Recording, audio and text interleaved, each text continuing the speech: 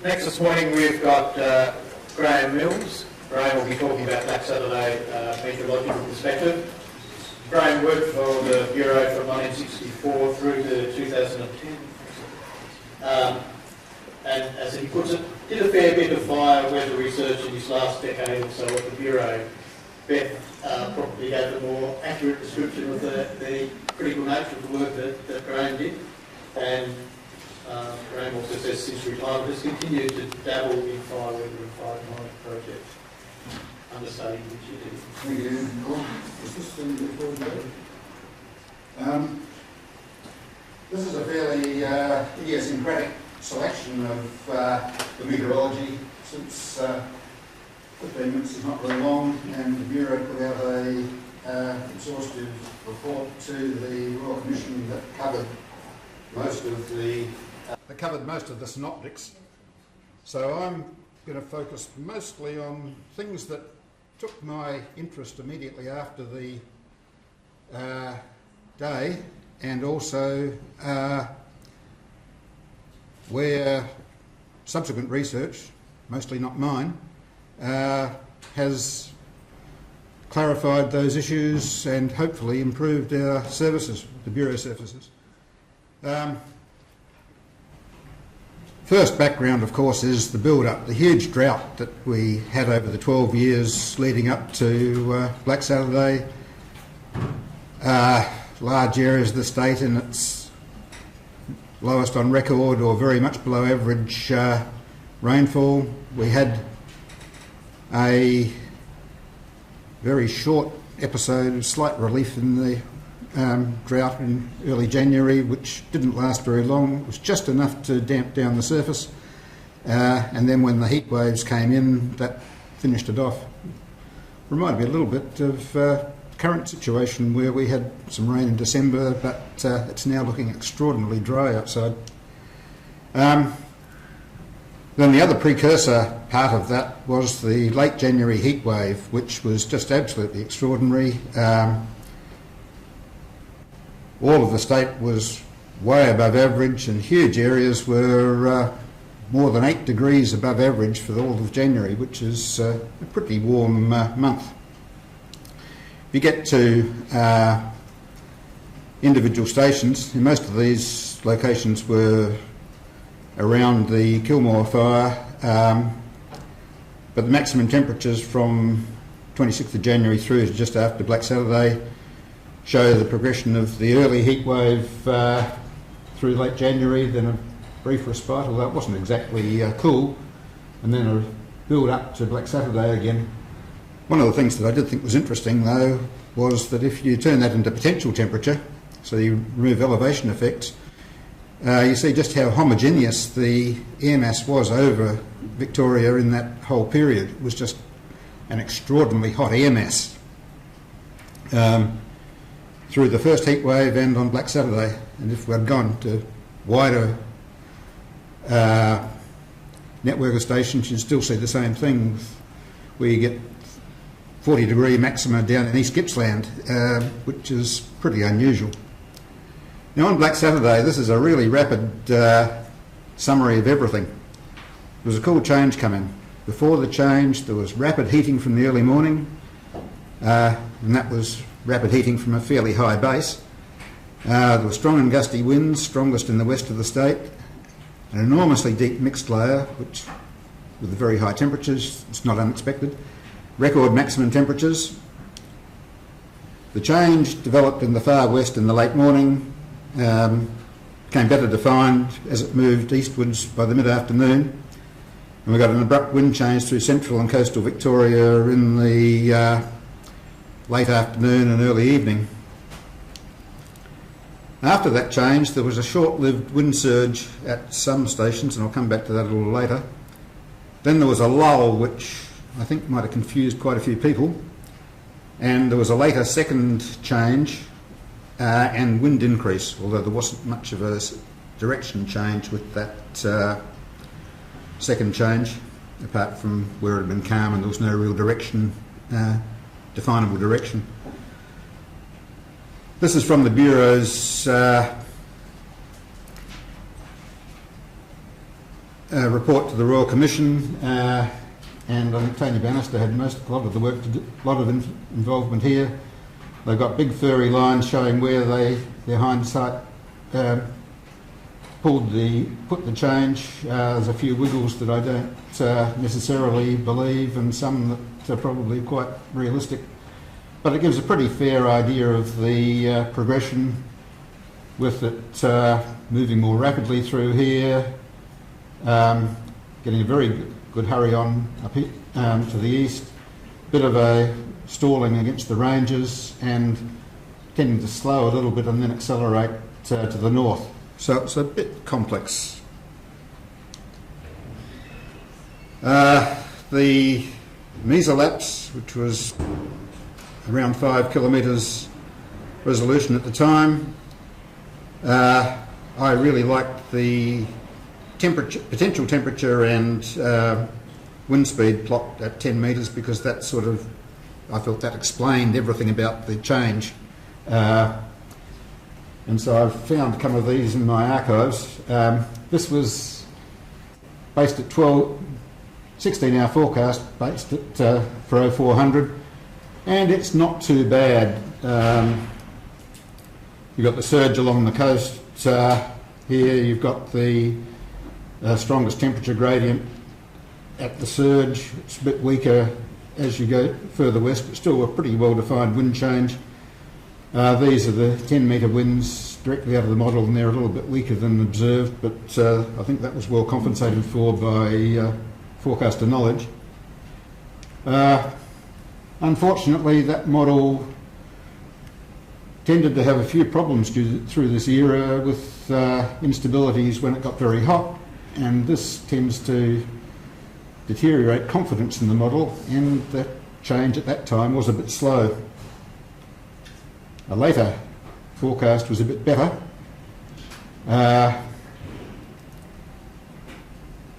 But still an hour or so slow on the timing through this part of the world.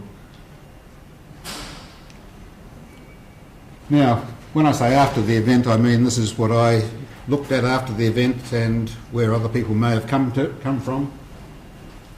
The first thing was that it was a very strong synoptically forced change. So you have a look back to see how it fitted with Ash Wednesday. And if we look at the from NCEP reanalysis for 46 years up to including that summer, 46 summers, and we look at the highest temperature over Victoria against the highest temperature gradient at 850 millibars, so that gets away from the surface, and you get a great big scatter plot. But Ash Wednesday was up here, which is a long way out in the limb, but Black Saturday was a little bit further out. Perhaps not surprising, it was a little bit warmer and a little bit greater warmth against sea surface temperatures being fairly similar, perhaps accounts for the slightly higher gradient too.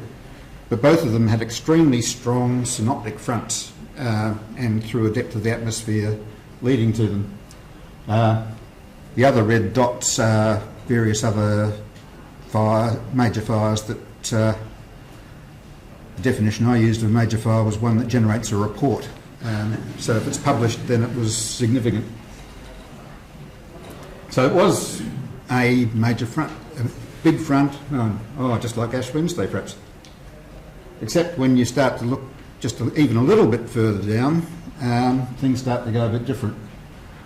Now I apologise, this is my old plots from that era, but we have black is the wind direction, red is the 10-metre wind speed, 10-minute average wind speed, except where there's a special, and when it's the 1-minute wind speed, and this is the 1-minute gust in green. This is from Melbourne Airport, and we see the strongest winds were a bit before the change, except for a surge, short surge immediately afterwards. Then we have a lull, and then around 9 p.m. this later increase in wind speed again. go back to Ash Wednesday, and the pre-change speed, this is kilometres per hour now, so it all gets a bit complicated to do the sums in your head. But the pre-change speeds were a little lower, but at the change you had this ridiculous surge of wind which lasted an hour or two. Admittedly, this is only Melbourne Airport, but there was quite a few other anemometers that showed the same things. And then it declined quite slowly and still had a couple of extra fluctuations. So there was actually a lot of wind for a long time afterwards. And so suddenly, it's not like Ash Wednesday very much at all, perhaps.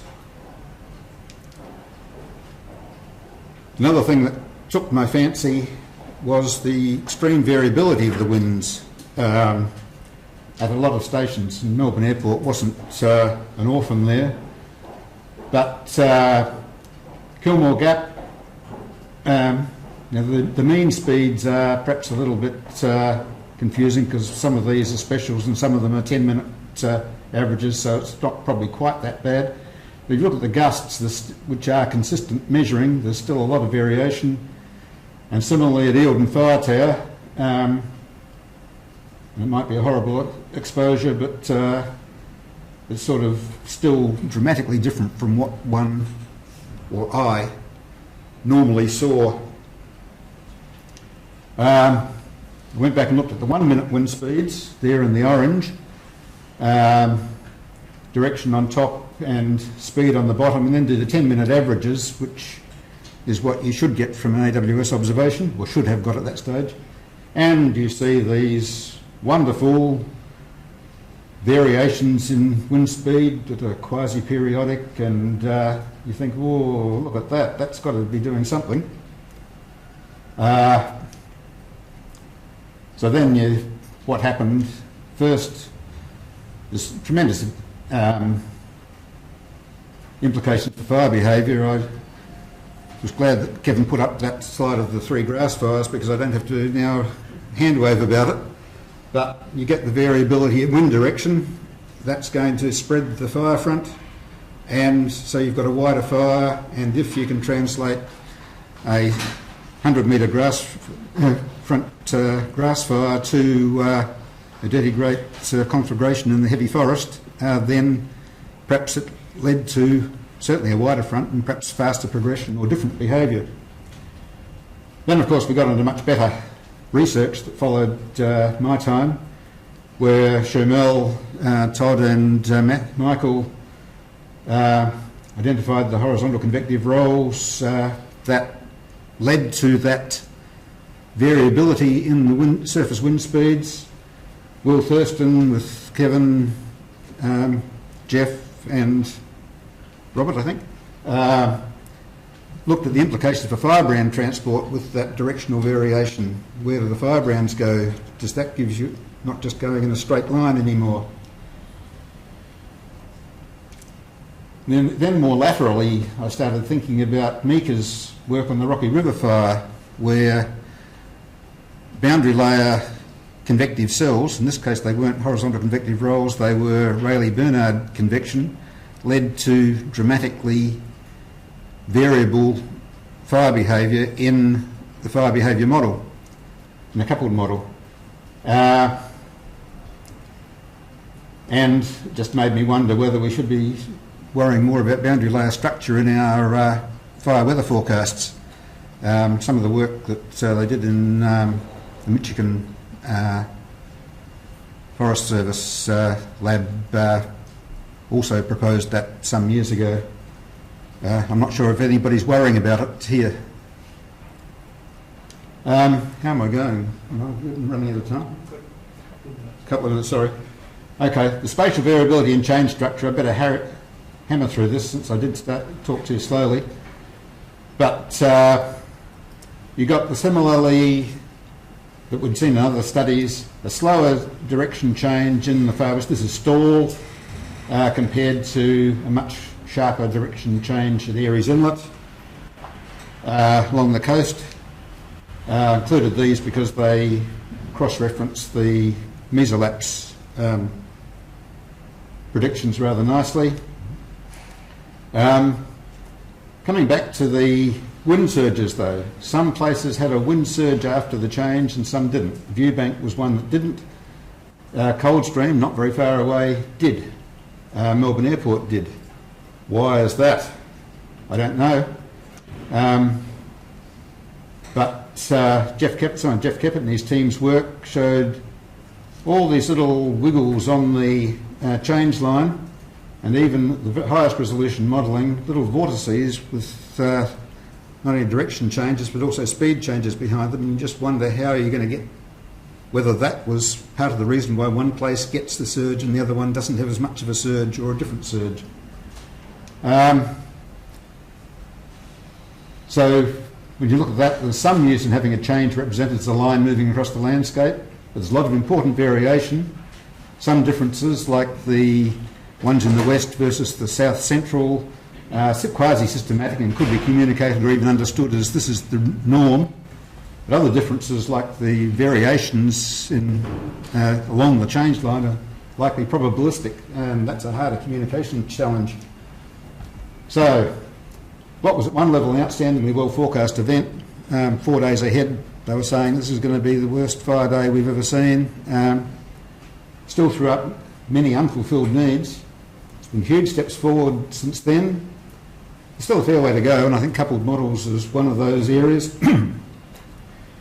But Kevin alluded to the detail issue.